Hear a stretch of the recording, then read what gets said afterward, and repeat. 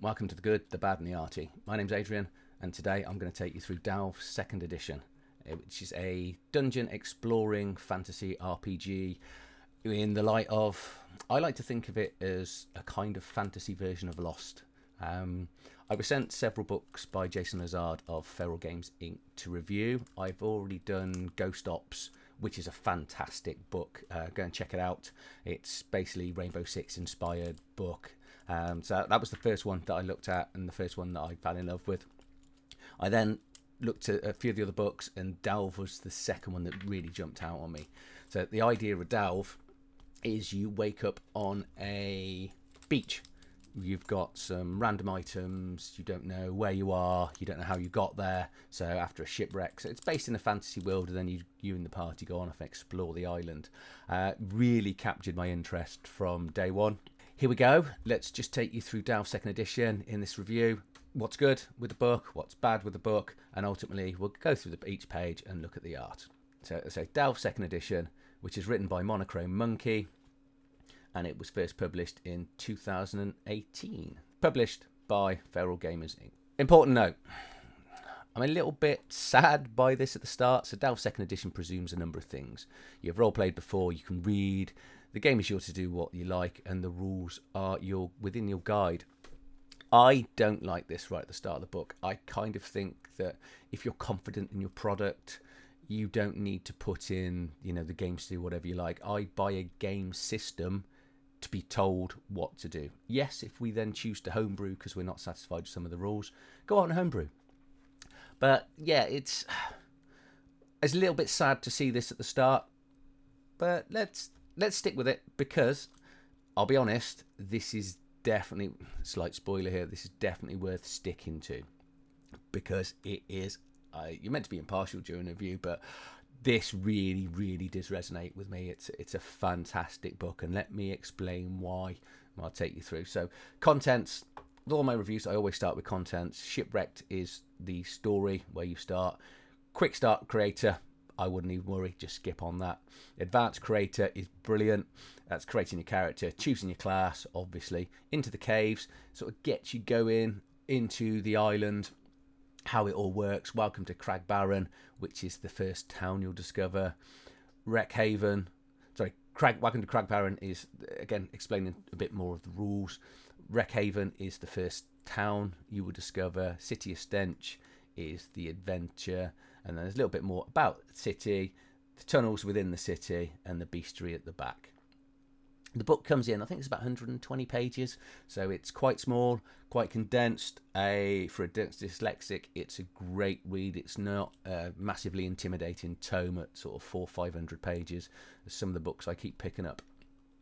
So I'm not going to spoil this. So this is your starting plot. So you waken on the beach, you smell a fish, and salt fills your nostrils. Your mouth is full of sand, and every bone seems to ache. So yeah, you'll wake up on an island after a shipwreck. I think of this as Lost, the TV show. I know, obviously that was an aeroplane. But when you roll over, when you flip to the next page, you will wake up with 3 random items in your pocket. So again, if you think about Lost, if you've watched the TV show from the early 2000s, plane crash, they're all on the beach. This is, I know there are several games, there are board games that do this, but this is the thing that really jumped at me. The items themselves, so you roll a D100, so that's 2 10-sided dice. The first, make them a different colour. 1 is your 10s and 1 is your units if you never roll a D10. And 3 of the items you'll just get to keep. You'll then go into who you are, deciding your attributes. So 5 attributes in the game: dexterity, endurance, learning, vitality, and empathy. And you'll cleverly see the DELVE spells Delve. We'll then go on to the quick character creator. I wouldn't bother with this. This gives you your old school Renaissance type of character. You can play it this way. I did a character, it takes about a minute. In fairness, the advanced character creator, which is far better, only takes about 5 minutes. So if you really need to gain 4 minutes in your day, go with the quick creator. If you can spare the 4 minutes, which I'm sure you can, then go with the advanced creator. This just takes you through what you need to do. They're your characters, there's 6 races within the game, and your background, magic. Everyone can use magic, which is amazing. The magic system I love. I'll come on to that when we get there. It's not quite unique, but it's pretty special in this. But because all characters can use it, there are different. Some classes are better than others. So, for example, the elf is a better magic user than the half-orc. 6 races. Elvens. Each race, actually, let's just explain this. They'll have unique attributes. So they'll have a bonus to the attributes. Actually, I should go back just quickly and explain how the attributes work. This is a D100%, so it's a percentile-based game. So if you think of it like Warhammer or Call of Cthulhu, you've got a skill ability and you need to roll under that, equal or under that to pass the roll. And you will create your stats. There's 2 different ways, depending on which way you do this, whether you create your stats. And then from there, so just jump back to the race. So each race will have a bonus to that stat, okay, to an individual stat. They've got their own hit points based on the vitality, encumbrance, the amount of things you can carry, magic points, made you start with 8, pace is 30, so average movement is 30 feet in a round. I'll come on to how it actually works when we get to that section. And then each race will have 3 unique, well, not quite unique because some of them share traits. So for example, the elves have night vision and the ability to, better at balancing and friends with animals. Appearance table. This table is optional. I'd make it mandatory. It just gives your character something unique to go. And then you've got unique languages, and it tells you your height and weight for them. So dwarf, love this art on the dwarf. So say they're tougher. They've got more hit points, less magic points. Halflings, nice and dexterous, less magic points again. Half elf, so they get 5. Is it 5? I think. Yeah. Sorry, 4 actual traits in here, but they only get a +5 to a stat. Half orc back to +10 and 3, and then finally down to the human. We're then looking at classes. You then pick a class, which I'll go through when we get to the class, and this is the skill list. We'll then look at choosing a class. And when you level up the game, maximum level is 10 levels, so it goes from 1 to 10. You'll also start with 7 skills. I think 3 of which, that's it, 3 of which come from your class. You can then pick 2 from any other class, and then you can just pick 2 others. 3 from unique, 3 extras from another class, and then just 2 which will round you off with your skills. The skill list is here, and the skills are then based on an attribute. For example, if you're a fighter, so let's say your dex is 50. If you are trained in it, if you're untrained in it, you're 30%. If you are known, it's 55, trained 60, and so on. So you would just tick boxes on your character sheet to go with which skills that you've got. So each class then has 2. So for the magic users, you've got the mage and the witch. Love the art on the witch. I'm not saying that I dislike the art on the mage. It's just the witch is better. So you've got your 3 starting skills. You can pick any 2 general skills and then 3 skills based on any other class, and these are just the known ability. 3 more special abilities for each class, and then some bonus magic points and bonus hit points. Each character will level up in the same way up to level 10. It's experience based, so it's not it's not a certain time throughout the game as you gain. So the more things that you kill or you adventure, your party gets experience. I'll come on to that when we get to there. And then every even level you gain +2. Every even level you gain on your tribute, and every odd level you'll gain skills. And most of the characters classes are pretty much the same. Which you've got the rogue classes, which is your thief and your scout. The warriors, which is your fighter and your hunter. Also, when you final bit of character creation is search on the beach. So each character will roll 3 times on this table, and they will get some starting items. The good thing is, if you are a magic user and you roll a halberd, for example, you can share it. So these items can be just intermixed, and these items can just be shared throughout the group. We're then into the caves, then covers using light sources, how long they last. A lot of this game is delving underground, hence the title. And only the elves, and I think the half-elves, can actually see in the dark, so everyone else is going to need lights, candles, lanterns. This section covers how the light works, and it's got a brilliant mechanic where you use each light source will use a dice. So the candle will roll a d6, so you put a d6 out in front of you. Every 2 rounds you roll it, and if you roll equal to the number or higher, you turn the dice down, and eventually this light source will deplete. Lanterns, we'll start with a D10. I like this idea, the fact that you don't know when your light source is going to go out, so make sure you carry more. We've then got a... So it explains the rules. It's like a mini adventure, but already written for you, if that makes sense. So you can read it through with the players, shows you the obstacles, what dice you need to roll. Not going to spoil it. Then got our first bit of art from the land, which is this swamp. Game modifiers and penalties. If the Dungeon Master wishes to make the game harder, you can -10 to the rolls, or environmental issues or situations. So you can make it +10 or +20 to make it easier. All the surprise rules are here. Oppose rolls, and then loot rolls. Fumbles and criticals. I like games with fumbles and criticals. It just adds that extra element of deadliness to the game. You've got certain things where if you're critical, you can double damage, +20 on your next roll, and fumble, drop the weapon, -20. Then little bit section just explaining, introducing magic and the goblin camp and what happens there. Then it will take you through an example of combat. Combat is started with initiative, like all combats, and this is a D10 actually. So you take your dex stat, and you take the first number, so the tens digit. So if you've got 43, that's 4. You roll a D10, add it to it. That's your initiative.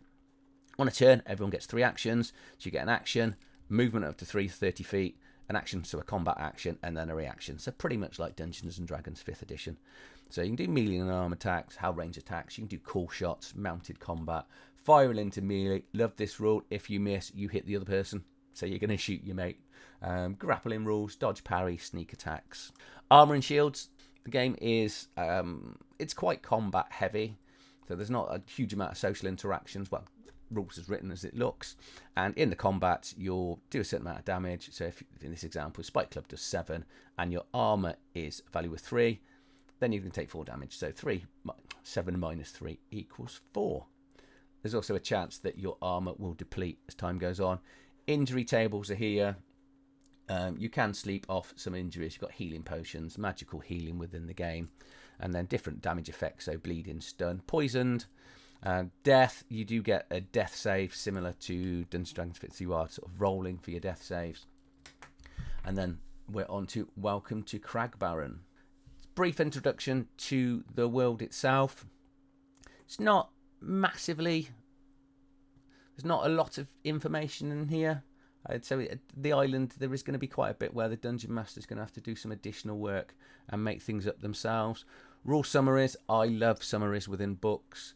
This is the first time I've ever seen a book where the summary is actually after the section.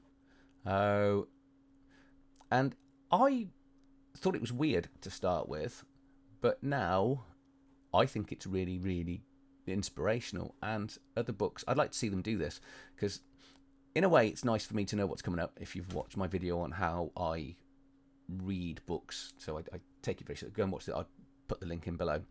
So it's a longer process for me. But this just summarises each section and exactly which page to go and find it. It comes after it, and I like the fact you can go back and reference it. So not sure which way I prefer it now. Now, the more I talk about it, I think it's nicer for me to know what's coming up. But it's in here, which it's better than not being in here. Wreckhaven is the town that the shipwrecked people will first discover. It will take you through how to level up, when you level up. I think this game takes a little bit of inspiration from sort of computer games, because it says here that you level up. When you level back up at the tavern. So you're not allowed to level up out in the wilderness. And the way you stop that is you just don't give characters any experience until they get back to the taverns. Blacksmith, so there's no money in the game. Well, there is money in the game, but there's no money that takes place. It's all about bartering. The bartering rules are here. The crafting rules are here. This looks very much, reminds me of playing World of Warcraft all those years ago. Going out scavenging for things, bringing them back, making your own equipment, giving them to the blacksmith so he can make things. So all the armor rules are in here. So, for example, if you're wearing skins, PT is your protection value, so how much damage it takes off, hit points, how many hit points the armor it's got itself, the penalties for your wearing it, how much it sells for, and how much it trades back for, effectively, and CPT is the amount of components you're going to need to make it, or give it to the blacksmith to make. Exactly the same with weapons. So you've got a list here of axes, broadswords, tridents, spears. Tags, these are things that can be added to the weapons that add bonuses. So if it's blessed, it's +2 damage against undead. I like this, that you can just go out and create your own weapons, or give the player characters magical weapons, give them names, make them a bit more interesting. Ranged weapons, shields, ranged ammo. Ammo is quite hard to scavenge from, but I think it was the hunter. Actually, one of his traits is he can just recover all the arrows. That would be quite handy. Flotsam Trader is the trader that's actually in the town itself. And there's a little background on how they got there, which I think is quite sweet, that they've included this, because most games will just go, he's the trader, nothing about him. Or her, I should say. So, and then it just gives you an idea of what gear they've got, what maps availability. It's a random roll when you go to see them. And again, the full table is here.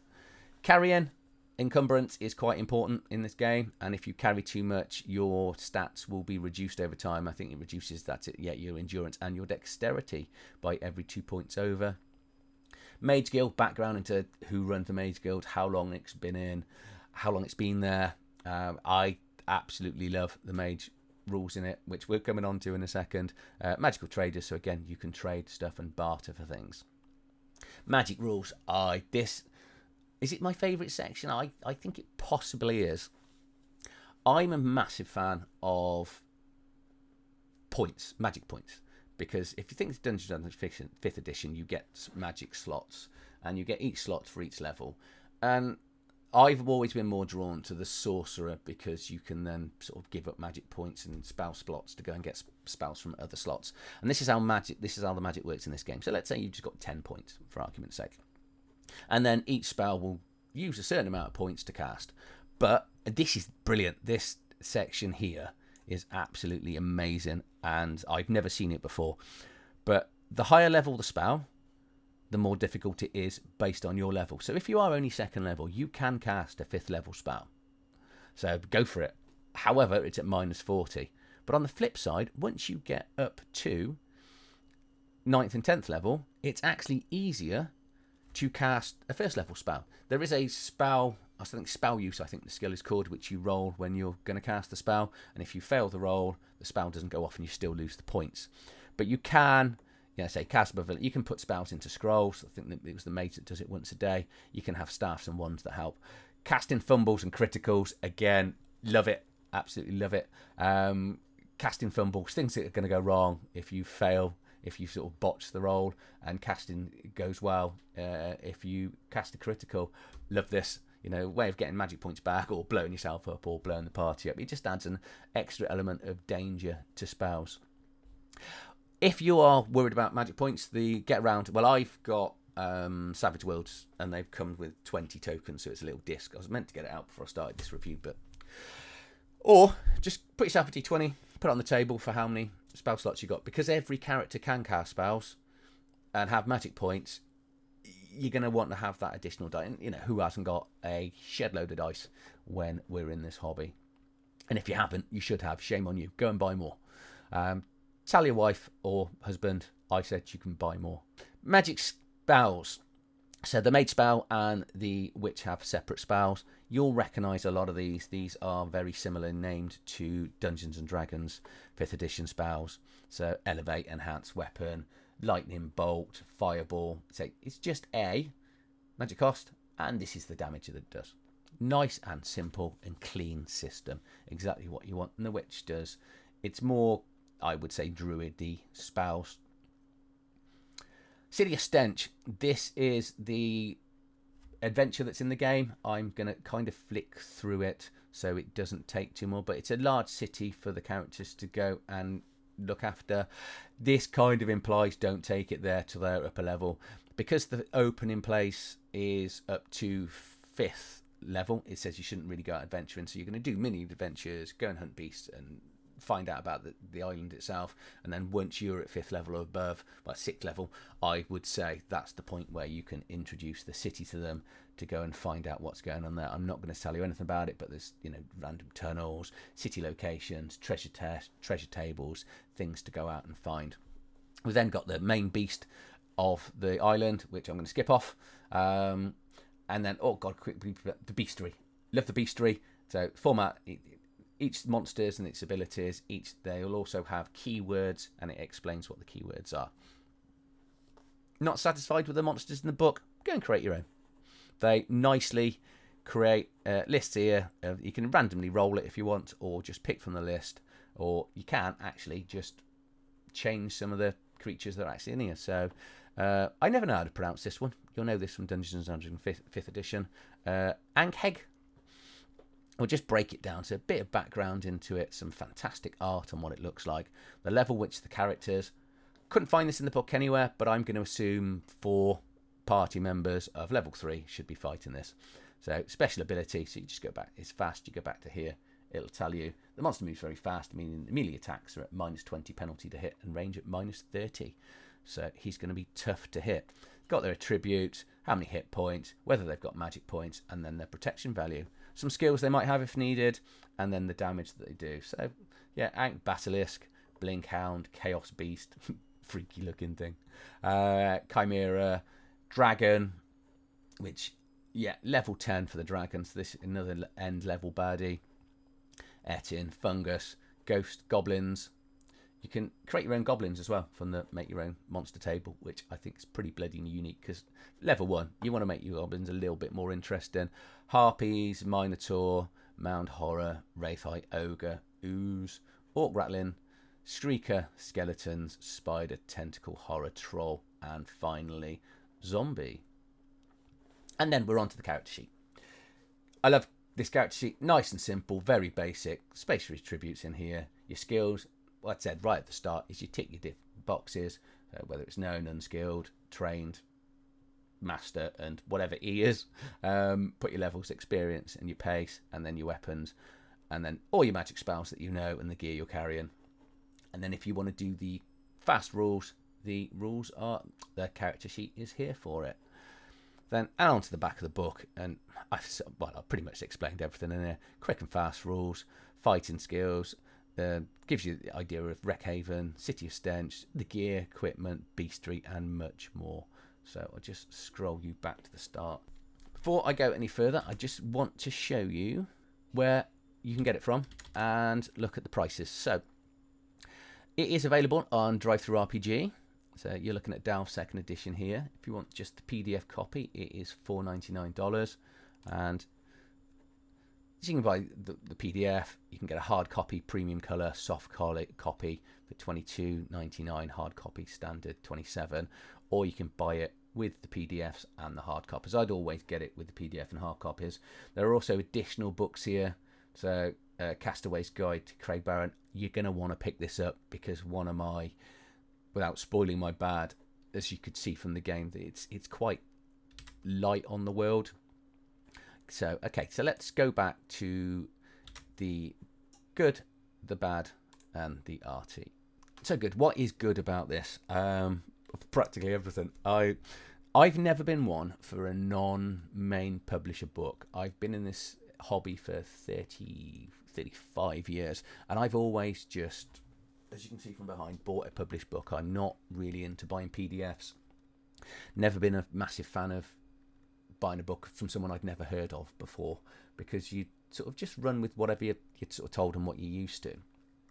And through the books that Jason sent me, Feralgamersinc, I've enjoyed reading all the books. I'm going to be doing reviews on them. The others will be coming out. I say Ghost Ops, stunning book. This is it. Actually, this is better than Ghost Ops. And what I really love is the fact they use a different system, because some games and producers use different. Sorry, you just use the same system throughout. So I'd say what's good. It's rules light. I'm going on. It's rare that I pick up a book and I'm really excited about. So it's rules light. It's D100. Nice simple system. Roll under. It's fantastic to read, especially for a dyslexic. It's incredibly well laid out. The font used is easy to follow. More importantly, each page is full of paragraphs. There's not massive amounts of text in here, and where it is text heavy, it's still broken up into paragraphs. So it makes it doesn't panic me, and I don't know whether others feel the same. They are wonderfully laid out. Well done, guys. Magic system it's actually the most unique magic system. I haven't seen anyone that does the, doing the skills lower and higher effect, makes it easier or difficult to cast. Go and cast whatever you want at whatever level. Fighting system, 3 actions, say action, move, action, reaction. So if you're coming from Dungeons & Dragons 5th edition, this will be very easy to transfer over. Bad. Some people are going to find the rules too light. The people do like a slightly more in-depth combat system. It does cover an awful lot. There isn't a lot in here for social interactions, but this is just a rule book, so there may be more in other books that they've got out. So if you're after a social heavy game, this game isn't for you, because you're on an island and you're exploring the island. The Dungeon Master could write, there's certain things of social, but it's going to be a bit more combat-y without some extra rules. And there's a very lack of world options, which I think I've just covered on. But luckily, on Drivethru RPG, there is an extra additional book that you could buy, which I think was $7.99. Because if you don't, you're going to be creating, especially for the first 5 levels, you're going to be creating an awful lot for the characters to do. You're going to have to do it yourself. And you don't want to just be wandering out and just, here's a monster, kill the monster, come home. You're going to want to design an island. Arty, I love the art in this book. It's basic. There sadly no action shots. I think that actually saying that, I think there was 1 action shot I remember seeing. Here we go. That's about your action shot. There isn't much of the world either, and I think that's probably designed because there's not much explaining the world, so it's up to you on how you design the world. But where the art is, I do like it. I would have liked to have seen a bit more in the armory sections, but again, it's going to add to the length of the book, add to the cost of the book. So, and for the cost, you can't. Another thing I love is when, and I don't know whether it's me or dyslexia, when you use tables and they make things different colours because you can follow it across. I'm fed up of reading books that don't do this. They'll make it all the same colour background, and then you sort of lose where your line is. So, conclusion. Just go and buy this. It's not a lot of money, especially if you get the PDF. Go and get the PDF, decide whether you like it, instantly regret that you never bought the hard copy of the book. I've said on other videos that my children do not roleplay with me. They're not interested in playing with me. This is where I would start. I wouldn't start with 5th edition. It's too bloated, it's too complicated for children. But this also isn't too light for an ongoing campaign. It's fast, it's quick. So you can take people that have never played the game before and play this. If you're stuck you've got, your normal Tuesday night session and someone at the last minute says, I can't attend. Pull this out, go, that's fantastic, guys. I've got a game, 5 minutes, your characters are done. Just throw some random creatures out there, go and create some of those goblins yourself and go and smash them. And everyone is going to have an amazing time. So I've got to give this, I absolutely love it. Seriously, go and buy this. I'm going to give this a 9 out of 10.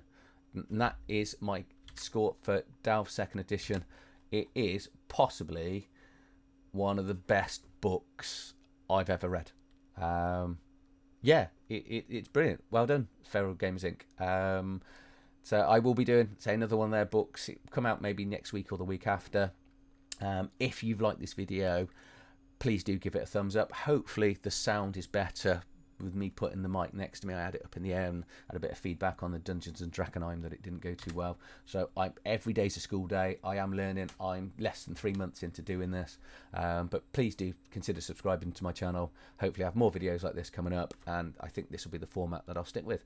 So again, thanks for watching. If you're still here, thanks for staying to the end, and I'll see you soon.